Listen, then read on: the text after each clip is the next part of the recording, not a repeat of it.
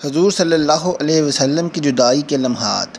وفات سے 3 روز قبل حضور صلی اللہ علیہ وسلم نے ارشاد فرمایا کہ میری بیویوں کو جمع کرو۔ تمام ازواج مطہرات جمع ہو گئیں تو حضور صلی اللہ علیہ وسلم نے دریافت فرمایا، کیا تم سب مجھے اجازت دیتی ہو کہ؟ بسم اللہ الرحمن الرحیم۔ آپ کے پاس ایک گدھا تھا جس پر بیٹھ کر آپ صلی اللہ علیہ وسلم سواری کیا کرتے تھے۔ اس زمانے میں گدھے پر سواری کرنا کوئی برا نہیں سمجھا جاتا تھا۔ حضور صلی اللہ علیہ وسلم کے اس گدھے کا نام یافور تھا۔ اس کی بڑی عجیب کہانی ہے۔ حدیث کی کتابوں میں لکھا ہے کہ جب خیبر کی جنگ ہوئی تو مال غنیمت کا بہت سارا سامان حضور صلی اللہ علیہ وسلم کے پاس لایا گیا۔ اس میں یہ گدھا بھی تھا۔ جب سارا مال صحابہ کرام میں تقسیم ہو رہا تھا تو یہ گدھا آگے بڑھ کر حضور کے پاس آ کر کھڑا ہو گیا اور اپنی زبان میں حضور صلی اللہ علیہ وسلم سے کہنے لگا کہ اللہ کے رسول، میں اس نسل سے ہوں جس پر نبیوں نے سواری کی ہے۔ اب میں اپنی نسل میں سب سے آخری بچا ہوں اور آپ نبیوں میں سب سے آخری نبی ہیں، اس لیے میں آپ سے سفارش کرتا ہوں کہ آپ مجھے اپنی سواری کے لیے قبول فرما لیجئے۔ تو حضور صلی اللہ علیہ وسلم نے یہ یافور گدھے کو اپنی سواری کے لیے خاص کر لیا۔ سیرت کی کتابوں میں اس گدھے کے بارے میں لکھا ہے کہ کبھی اگر حضور کے پاس کوئی صحابی نہ ہوتے تو آپ کو کسی صحابی کو بلانا ہوتا تو آپ یافور کو حکم دیتے کہ اے یافور جاؤ اور ابو بکر کو بلاؤ یا عمر کو بلاؤ یا فلاں صحابی کو بلاؤ۔ تو یافور دوڑتا ہوا ان صحابی کے دروازے پر جاتا اور زور سے دروازے پر ایک دھکا دیتا۔ صحابی باہر نکلتے، سامنے یافور کو کھڑا دیکھ کر سمجھ جاتے کہ حضور کا بلاوا آیا ہے، اور پھر وہ صحابی جلدی سے بارگاہ رسالت میں تشریف لاتے۔ یافور گدھا حضور صلی اللہ علیہ وسلم سے اتنی محبت کرتا تھا کہ جس دن آپ کی وفات ہوئی تو یافور کو جیسے ہی خبر ہوئی تو وہ دوڑتا ہوا حضور کے کمرے میں آیا اور حضور کے جسم مبارک کو دیکھ کر رونے لگا۔ وہ پھر واپس لوٹ کر مدینہ کی گلیوں میں تیز تیز چلتا ہوا دوڑنے لگا۔ پورا دن دوڑتا رہا، آخر کنویں میں کود کر اپنی جان دے دی۔ حضور صلی اللہ علیہ وسلم کے پاس ایک اونٹنی تھی، اس کا نام شیپا تھا۔ اس کو خبر ہوئی کہ حضور کی وفات ہو گئی ہے تو اپنی جگہ پر بیٹھے بیٹھے رونے لگی اور چارہ پانی چھوڑ دیا، یہاں تک کہ 10 دنوں میں اسی جگہ پر بیٹھے بیٹھے اس اونٹنی کی موت ہو گئی۔ ایک بار حضور صلی اللہ علیہ وسلم صحابہ کرام کے ساتھ ایک جگہ پر بیٹھے ہوئے تھے۔ کافر لوگ تھوڑی دور بیٹھے حضور کا مذاق اڑا رہے تھے۔ اتنی دیر میں وہاں سے ایک دیہاتی آدمی گزرا۔ اس نے کافروں سے پوچھا کہ یہ سامنے کون بیٹھے ہیں؟ تو کافروں نے بتایا کہ یہ محمد ہیں اور ان کے ساتھی ہیں۔ اس دیہاتی نے پوچھا کہ یہ کیا کہتے ہیں؟ کافروں نے کہا کہ یہ کہتے ہیں کہ میں اللہ کا رسول ہوں، تم لوگ میری بات مان لو تو دنیا و آخرت میں کامیاب ہو جاؤ گے۔ اس دیہاتی نے کہا اچھا، میں دیکھتا ہوں۔ اس کے پاس ایک مری ہوئی گو تھی، یہ چھپکلی کی طرح کا ایک جانور ہوتا ہے، یہ دیواروں پر چپک جاتی ہے۔ اس دیہاتی نے حضور کے سامنے وہ گو پھینکتے ہوئے کہا کہ اے محمد، اگر یہ گواہی دے دے کہ آپ اللہ کے رسول ہیں تو میں ابھی کلمہ پڑھ کر مسلمان ہو جاؤں گا۔ اس دیہاتی نے مذاق اڑانے کے لیے حضور سے یہ باتیں کہی تھیں کہ حضور اپنی جگہ سے اٹھے اور اس گو کے پاس آ کر کھڑے ہو گئے اور فرمایا کہ اے گو اٹھ جا اور گواہی دے۔ یہ سن کر وہ مری ہوئی گو نے اپنی آنکھیں کھولیں اور حضور کے سامنے سیدھا ہو کر بیٹھ گئی اور کہنے لگی، یا رسول اللہ، میں گواہی دیتی ہوں کہ آپ اللہ کے سچے رسول ہیں۔ یہ دیکھ کر وہ دیہاتی اسی وقت مسلمان ہو گیا۔ ناظرین، حضرت فاطمہ رضی اللہ تعالیٰ عنہ فرماتی ہیں کہ میں حضور صلی اللہ علیہ وسلم کے سرہانے بیٹھی ہوئی تھی کہ کسی شخص نے السلام علیکم یا اہل بیت نبوت کہہ کر اندر آنے کی اجازت طلب کی۔ میں نے کہا اللہ کے بندے، اللہ تمہیں جزائے خیر دے، آپ صلی اللہ علیہ وسلم کو آرام کرنے دو۔ آپ صلی اللہ علیہ وسلم عبادت میں مشغول ہیں۔ آنے والے بلند آواز سے کہا مجھے اندر آنے کی اجازت دے دو کیونکہ اس کے بغیر کوئی چارہ کار نہیں ہے۔ اسی وقت میں آپ صلی اللہ علیہ وسلم نے اپنی آنکھیں کھولیں اور سیدہ فاطمہ سے فرمایا تمہیں پتہ ہے تم کس سے باتیں کر رہی ہو؟ میں نے عرض کیا نہیں۔ حضور پاک صلی اللہ علیہ وسلم نے فرمایا یہ ملک الموت ہے، انہیں اندر آنے کی اجازت دے دو۔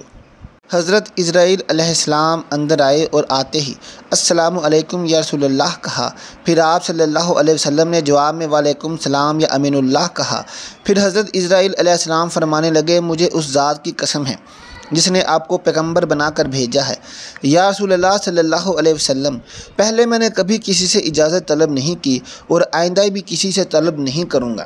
حضور صلی اللہ علیہ وسلم کے وصال شریف کے وقت جبرائیل علیہ السلام حاضر ہوئے اور عرض کرنے لگے، یا رسول اللہ صلی اللہ علیہ وسلم، آج آسمانوں پر آپ کے استقبال کی تیاریاں ہو رہی ہیں۔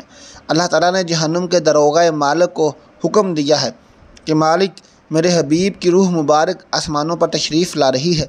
اس اعزاز میں دوزخ کی آگ بجھا دو اور جنت کی حوروں سے فرمایا ہے کہ تم سب سجو سنورو، اور فرشتوں سے فرمایا ہے کہ تعظیم روح مصطفیٰ صلی اللہ علیہ وسلم کے لیے صف بصف کھڑے ہو جاؤ۔ اور اللہ نے مجھے حکم فرمایا ہے کہ میں آپ صلی اللہ علیہ وسلم کی خدمت میں حاضر ہو کر آپ کو بشارت دوں کہ تمام انبیاء اور ان کی امتوں پر جنت حرام ہے جب تک کہ آپ اور آپ صلی اللہ علیہ وسلم کی امت جنت میں داخل نہ ہو جائے، اور کل قیامت کو اللہ پاک آپ کی امت پر آپ کے توفیل اس قدر بخشش اور مغفرت کی بارش فرمائے گا کہ آپ راضی ہو جائیں گے۔ وفات کے وقت حضور نے ملک الموت سے فرمایا، اے ملک الموت، مجھے اپنے رب کی ملاقات کا شوق ہے، اب تم جس کام کے لیے آئے ہو وہ کام کرو۔ ملک الموت نے فرمایا کہ مجھے حکم ہے کہ اگر آپ صلی اللہ علیہ وسلم کی مرضی ہو تب ہی روح مبارک قبض کروں۔ حضور صلی اللہ علیہ وسلم نے ملک الموت کو روح قبض کرنے کی اجازت دے دی۔ ملک الموت نے روح قبض کرنی شروع کر دی۔ موت کی تکلیف سے حضور صلی اللہ علیہ وسلم کی پیشانی پر پسینہ آیا۔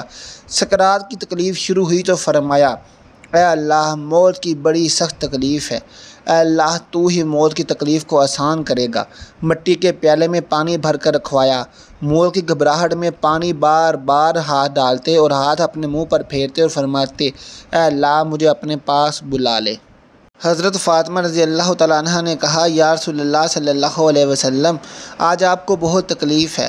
پھر آپ صلی اللہ علیہ وسلم نے فرمایا، اے فاطمہ، آج کے بعد تیرے بابا پر کوئی تکلیف نہیں ہوگی۔ اے فاطمہ، جب میرا انتقال ہو جائے تو تم انا للہ و انا الیہ راجعون کہنا۔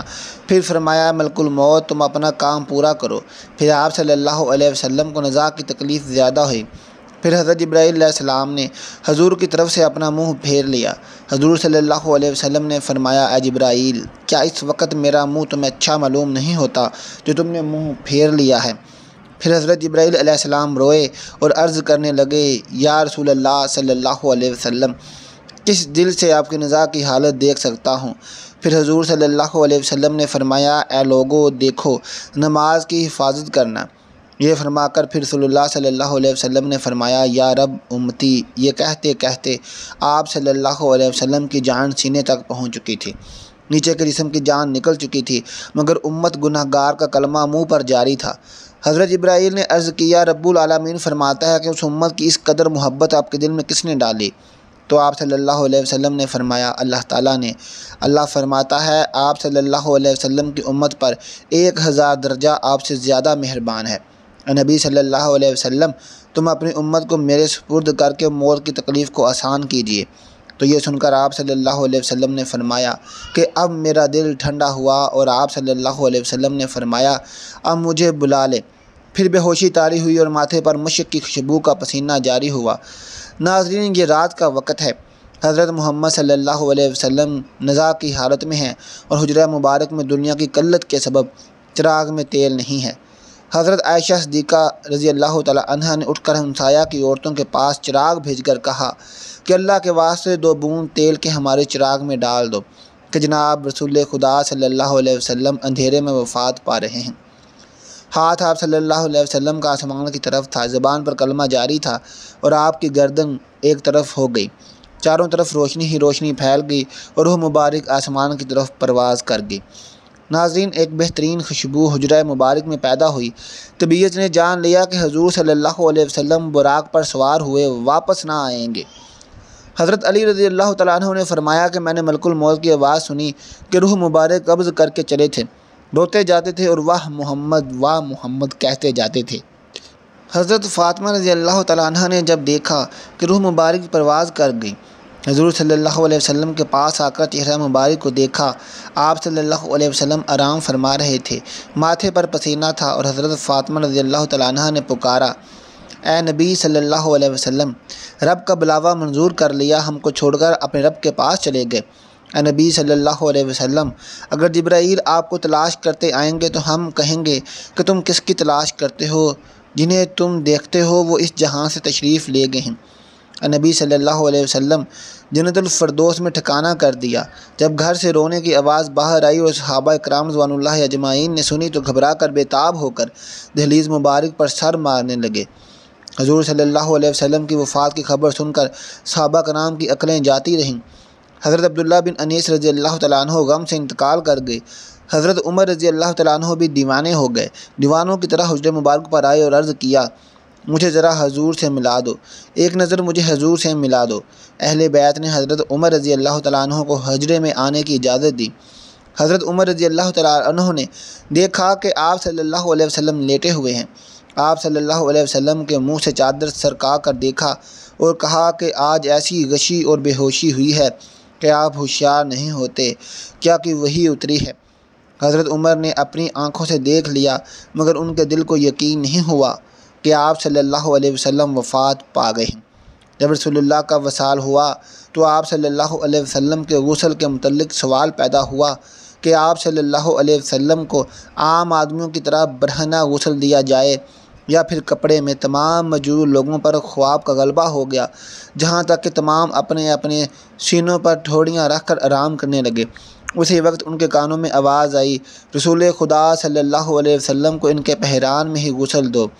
حضرت سیدنا امیر المومنین حضرت علی رضی اللہ تعالیٰ عنہ فرماتے ہیں کہ مجھے حضرت محمد صلی اللہ علیہ وسلم نے وصیت فرمائی کہ میرے غسل کا انتظام تم ہی کرنا، کیونکہ میرے سطر پر جس کی بھی نگاہ پڑے گی وہ نبینہ ہو جائے گا۔ حضرت علی رضی اللہ تعالیٰ عنہ نے آپ صلی اللہ علیہ وسلم کو دیتے ہوئے آپ کے بدن مبارک پر کسی قسم کا کوئی میل نہ دیکھا تو اسی وقت حضرت علی رضی اللہ تعالیٰ عنہ کی زبان پر آیا، یا رسول اللہ، آپ پر میرے ماں باپ قربان، آپ کتنے پاکیزہ ہیں۔ حضور صلی اللہ علیہ وسلم کی تدفین کے دن اس قدر خاموشی چھا گئی کہ بعض صحابہ بات کو دیکھے نہ پائے۔ اگر وہ اپنی ہتھیلی کو کھول دیتے تو کچھ نظر نہیں آتا۔ یہ تاریکی حضور صلی اللہ علیہ وسلم کی تدفین تک چھائی رہی۔ حضرت علی رضی اللہ تعالیٰ عنہ کا بیان ہے، جب حضور صلی اللہ علیہ وسلم کا انتقال ہوا تو غیب سے آواز آئی، السلام علیکم یا اہل بیت رحمۃ اللہ وبرکاتہ۔ کہتے ہیں حضور جب وفات پا گئے تو آپ کے مؤذن حضرت عبداللہ بن زیاد رضی اللہ تعالیٰ عنہ نے یہ خبر سنی تو اس قدر غمزدہ ہوئے کہ نبینہ ہونے کی دعا مانگنے لگے اور کہنے لگے، میرے آقا کے بغیر یہ دنیا میرے لیے کسی کام کی نہیں رہی۔ آپ اسی وقت نبینہ ہو گئے۔ لوگوں نے کہا، تم نے یہ دعا کیوں مانگی؟ تو انہوں نے فرمایا کہ لذت نگاہ تو آنکھوں میں ہے، مگر حضور صلی اللہ علیہ وسلم کے بعد اب میری آنکھیں کسی کے دیدار کا شوق نہیں رکھتی۔ حضرت علی رضی اللہ تعالیٰ عنہ کہتے ہیں، جب ہم حضور صلی اللہ علیہ وسلم کو دفن کر رہے تھے تو ایک عرابی آ کر حضور صلی اللہ علیہ وسلم کی تربت پر لیٹ گیا اور کہتا تھا، یا رسول اللہ صلی اللہ علیہ وسلم، آپ نے حکم دیا اور ہم نے سنا۔ آپ نے قرآن کریم اللہ تعالیٰ سے سیکھا اور ہم نے آپ سے سیکھا۔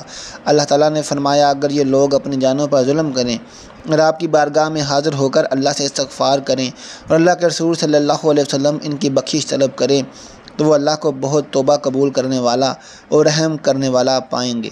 ہم نے اپنی جانوں پر ظلم کیا اور آپ صلی اللہ علیہ وسلم کی بارگاہ میں حاضر ہوئے ہیں تاکہ آپ ہماری بخشش طلب کریں۔ اسی وقت قبر اطہر سے آواز آئی کہ تم بخش دیے گئے ہو۔ نبی اکرم صلی اللہ علیہ وسلم کی خبر وفات کے بعد مسلمانوں کے جگر کٹ گئے، قدم لڑکھڑا گئے، چہرے بجھ گئے، آنکھیں خون بہانے لگیں، ارض و سما سے خوف آنے لگا، سورج تاریک ہو گیا، آنسو بہہ رہے تھے اور نہیں تھمتے تھے۔ کئی صحابہ حیران و سرگردان ہو کر آبادیوں سے نکل گئے، کوئی جنگلوں کی طرف بھاگ گئے، جو بیٹھا تھا بیٹھا رہ گیا، جو کھڑا تھا اس کو بیٹھ جانے کا یارانہ نہ ہوا۔ مسجد نبوی قیامت سے پہلے قیامت کا نمونہ پیش کر رہی تھی۔ صدیق اکبر رضی اللہ تعالیٰ عنہ تشریف لائے اور چپ چاپ حجرہ عائشہ رضی اللہ تعالیٰ عنہ میں داخل ہو گئے۔ یہاں رحمت اللہ عالمین کی میت پڑی تھی۔ صدیق اکبر نے چہرہ اقدس سے کپڑا اٹھا کر پیشانی مبارک پر بوسہ دیا اور پھر چادر ڈھک دی اور رو کر کہا، نبی صلی اللہ علیہ وسلم پر میرے ماں باپ قربان۔ آپ کی زندگی بھی پاک تھی اور موت بھی پاک ہے، واللہ اب آپ پر دو موتیں ورد نہیں ہوں گی۔ اللہ نے جو موت لکھ رکھی تھی آپ نے اس کا ذائقہ چکھ لیا اور اب اس کے بعد موت ابد تک آپ کا دامن نہ چھو سکے گی۔ جب صدیق اکبر مسجد نبوی میں تشریف لائے، عمر فاروق غایت بے بسی سے نڈھال کھڑے تھے اور بڑے درد و جوش سے اعلان کر رہے تھے کہ منافقین کہتے ہیں کہ محمد انتقال فرما گئے ہیں، واللہ آپ نے وفات نہیں پائی۔ آپ اللہ تعالیٰ کی بارگاہ میں موسیٰ کی طرح طلب کیے گئے ہیں جو 40 روز غائب رہ کر واپس آ گئے تھے۔ اس وقت موسیٰ کی نسبت بھی یہی کہا جاتا تھا کہ آپ وفات پا گئے ہیں۔ خدا کی قسم محمد صلی اللہ علیہ وسلم انہی کی طرح دنیا میں واپس تشریف لائیں گے اور ان لوگوں کے ہاتھ پاؤں کاٹ دیں گے جو آپ پر وفات کا الزام لگاتے ہیں۔ صدیق اکبر نے عمر فاروق کا کلام سنا تو فرمایا، عمر سنبھلو اور خاموش ہو جاؤ۔ جب عمر فاروق اپنی ورفتگی میں بہے چلے گئے تو صدیق اکبر نہایت دانشمندی کے ساتھ ان سے الگ ہٹ گئے اور خود گفتگو شروع کر دی۔ جب حاضرین مسجد بھی عمر کو چھوڑ کر ادھر متوجہ ہو گئے تو آپ نے پہلے حمد و ثنا بیان کی، پھر فرمایا، اے لوگو، تم میں سے جو شخص محمد کو پوجتا تھا وہ سمجھ لے کہ محمد وفات پا گئے ہیں، اور جو شخص خدا کا پرستار ہے وہ جان لے کہ اللہ تعالیٰ زندہ ہے اور وہ کبھی مرے گا نہیں، اور یہ حقیقت خود قرآن پاک نے واضح کر دی ہے، جس کا ترجمہ یہ ہے، نہیں ہے محمد مگر ایک رسول، ان سے پہلے رسول گزر چکے ہیں، کہ اگر وہ مر جائیں یا شہید ہو جائیں تو تم دین سے برگشتہ ہو جاؤ گے۔ جو شخص برگشتہ ہو جائے گا وہ اللہ تعالیٰ کو کچھ نقصان نہ پہنچا سکے گا، اور اللہ ان قریب شکر گزاروں کو جزا دے گا۔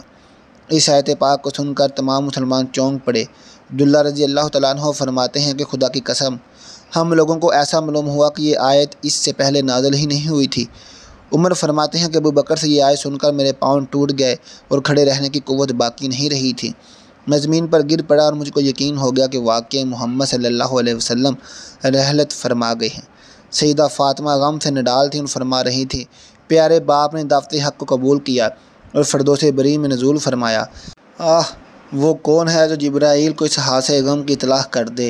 الہی فاطمہ کی روح کو محمد صلی اللہ علیہ وسلم کی روح کے پاس پہنچا دے۔ الہی مجھے دیدار رسول کی مسرت عطا فرما دے۔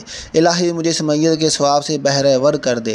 الہی مجھے رسول اللہ میں شفاعت سے محروم نہ رکھنا۔ سیدہ عائشہ کے صدیقہ کے دل و جان پر غم کی گھٹائیں چھا گئیں اور زبان اخلاق پیغمبری کی ترجمانی کر رہی تھی۔ حیف وہ نبی جس نے تمول پر فقیری کو چن لیا، جس نے تنگری کو ٹھکرا دیا اور مسکینی قبول کر لی۔ وہ صاحب خلق عظیم جو ہمیشہ آٹھوں پہر نفس سے جنگ آزما رہا۔ واللہ اللہ کا پیغمبر جس نے ممنوعات کو کبھی آنکھ اٹھا کر نہ دیکھا۔ وہ رحمت اللہ عالمین جس کا باپ فیض فقیروں اور حاجت مندوں کے لیے کھلا رہتا تھا، جس کا رحیم دل اور پاک ضمیر کبھی دشمنوں کی ایذا رسانی سے غبار آلود نہ ہوا، جس کے موتی جیسے دانت توڑے گئے اس نے پھر بھی صبر کیا، جس کی پیشانی انور کو زخمی کیا گیا اس نے پھر بھی دامن عفو ہاتھ سے نہ جانے دیا۔ آج اسی وجود سرمدی سے ہماری دنیا خالی ہے۔ جب حضور کی وفات کا وقت قریب آیا تو آپ صلی اللہ علیہ وسلم نے وفات سے 3 دن پہلے ارشاد فرمایا کہ میری بیویوں کو جمع کرو۔ تمام ازواج مطہرات جمع ہو گئیں تو حضور نے دریافت فرمایا کہ کیا تم سب مجھے اجازت دیتی ہو کہ میں یہ آخری کے دن حضرت عائشہ رضی اللہ تعالیٰ عنہ کے حجرے میں گزاروں؟ تو تمام ازواج مطہرات نے اجازت دے دی اور آپ صلی اللہ علیہ وسلم نے جدائی کے 3 دن حضرت عائشہ رضی اللہ تعالیٰ عنہ کے حجرے میں گزارے اور وہیں پر وصال فرمایا اور حضرت عائشہ رضی اللہ تعالیٰ عنہ کے حجرے میں ہی مدفون ہوئے۔ ناظرین، آخر میں کمنٹ باکس میں ایک بار سبحان اللہ لکھ دیں۔ ہمارا چینل سبسکرائب کریں تاکہ ہر آنے والی نئی ویڈیوز سب سے پہلے آپ تک پہنچ سکے۔ ملتے ہیں اگلی ویڈیو کے ساتھ۔ اللہ حافظ۔